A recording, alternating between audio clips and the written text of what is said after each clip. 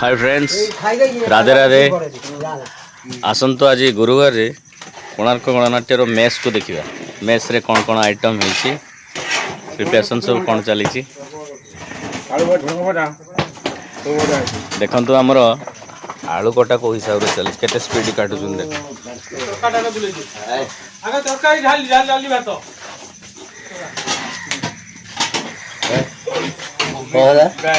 आलू कटा हो भजा आलू कटा हो ये कौन संध्या पे होजी राति पे हो राति पे भजा पे हां राति एला बंधा कोई आलू तरकारी कौन कौन आइटम है जी डाली जुड़ा आलू भजा हां घाट तरकारी महिला देखो पूरा परिश्रम करी पूरा झाड़ा नाला आंटी आई कौन आइटम है जी बंधा कोबी तरकारी डाली भात कलरा आलू चिप्स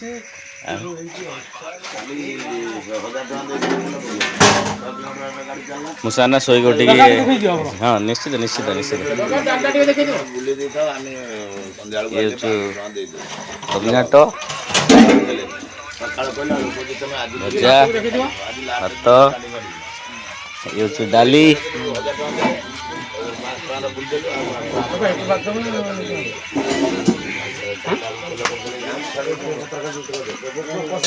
ये कौन बस राति में दीपर खाद्य सरीगला सब रेडी है मेस रे सब खाइबा हमर रेडी हे गलानी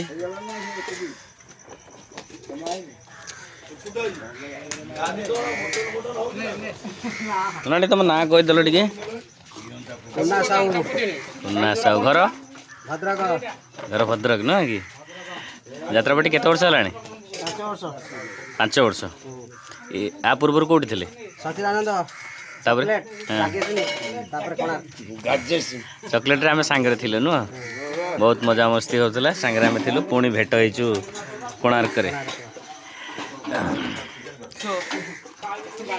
आउ घर खबर कोन घरे खबर कोन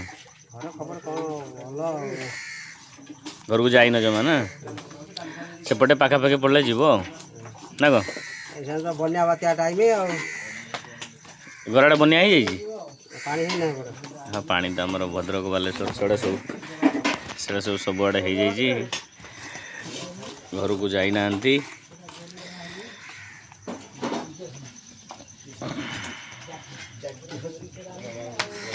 एटा मिसिक 5 वर्ष है नु कोणार्क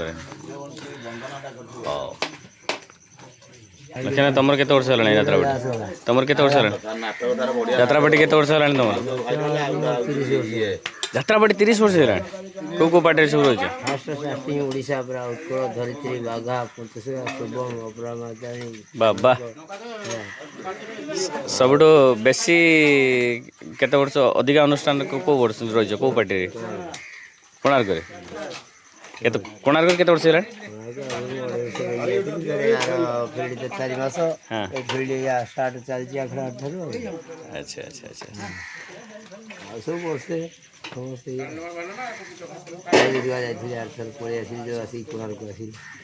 घर घर खबर कौन बन्या पाणीपाग केमती कौन सबुआड़े बन्या चाष बास चाष चलती ठीक नहीं पानी तला पकई देते तो देखो केते समस्या भितर भी घर को जाई पारुने हमर ये यात्रा जीवन कलाकार मानकर समस्तंकर परिस्थिति केमिति देखंतु तला नष्ट हो जाइए चाष करथिले सब नष्ट हो जाइए ना पुणी पुणी आउ थे करेंगे ना ना ए वर्ष आउ करें हम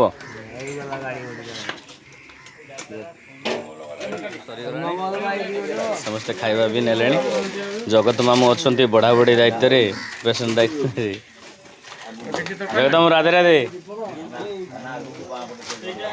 सब रेडी नो कि जगत आमर मेस को देख पवना आसीगला पवना और टुनु फास्ट फास्ट कपुल बर्तमान प्रथम से खाଇବା ओपनिंग कले आगे कपुल बर्तमान आसी ना पवना राधे राधे ପବନା ରାଧେ ରାଧେ। ରୁମ୍ କେତେ ବାଟ ଏଠୁ? 1 କିଲୋମିଟର ଭଳିଆ ନା। ଏଇଠି ସେ ପ୍ରଥମେ ବ୍ୟାଚଲର ଆଉ ଏଇ କୋଣାର୍କରେ କପୁଲ। ଏଇ ବର୍ଷ ନୂଆ କପୁଲ ସିଏ, ସେଥିପାଇଁ ପୁରା ଦାୟିତ୍ୱରେ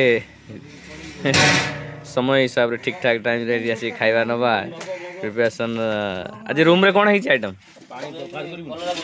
କ'ଣ? କଲରା ଗୁଟି ମସଲା ଦି